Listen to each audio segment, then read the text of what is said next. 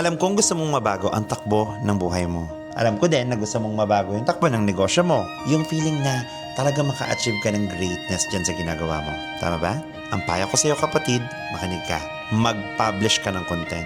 Mag-content ka. Hindi naman ibig sabihin na mag-content ka, video na agad. Marami namang ways to create content.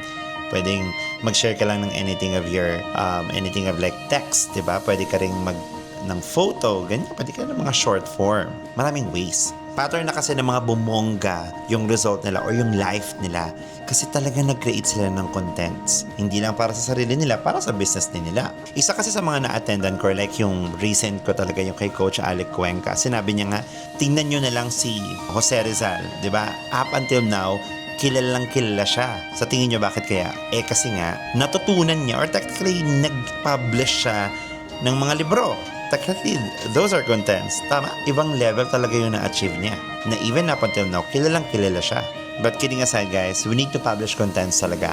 Not because we want to be sikat or like we want na sumikat, ganyan. But this is the newest form of helping other people. By sharing what we know and sharing our experiences. Eventually, mula sa gagawin mong content creation, you will be able to gain trust from other people, which will create more opportunities sa life mo. Tapos, eventually, balikan mo ako kung mali ako dito, marirealize mo na lang, iba na ang takbo ng buhay mo, iba na rin ang lagay ng negosyo mo. Nagawa na ng napakadaming tao ito, lalo na sa online space. So, it's about time na ikaw naman, tayo naman. Malamang at sa malamang, hindi mo lang alam siguro, gusto mo naman, pero hindi mo lang alam siguro kung paano umpisahan. Ito yung tip ko sa'yo. Ask yourself, who do you want to be in the next 3 to 6 months?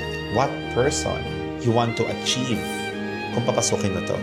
Tapos, reverse engineer mo lang. Slowly, you'll realize, ito pala yung goal ko. Ganon. Kasi minsan, hindi pala minsan, kadalasan, even sa pag-set ng goal, hirap na hirap tayo eh. Ano ba talaga yung goal na gusto natin, di ba? But perhaps we can ask ourselves, ano ba yung gusto natin 3 to 6 months from now na maging tayo?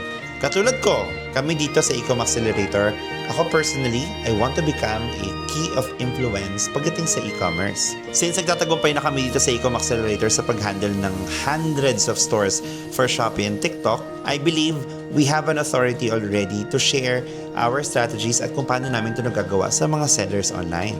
So, ang goal ko, ma-share namin yung strategies namin, ma-share namin yung experiences namin, kung paano namin napapanalo yung mga stores. And technically, with our experiences, makatulong din kami sa mga sellers na maibalik sa kanila yung oras nila, magkaroon sila ng disiplina, and technically magkaroon sila ng sistema. Tapos, alam mo yun, mailapat namin yung mga ginagawa namin sa mga stores nila using content creation. Siyempre, ginagawa ko ito with the high hopes na eventually good things will happen then in the future. Not just in my life, but with our business.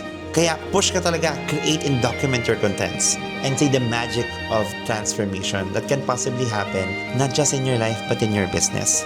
Naniniwala ako na you're just one content away mula sa buhay na pinapangarap-pangarap mo. O kaya, balikan mo ako pag hindi ka nakakuha ng mga good opportunities in life pag inumpisahan mo na yung content creation journey mo. Kasi katulad ko, abangan nyo din. Mag-create din ako ng more contents about this. Again, my name is Lloyd. Yun lang tayo. Thanks. Bye.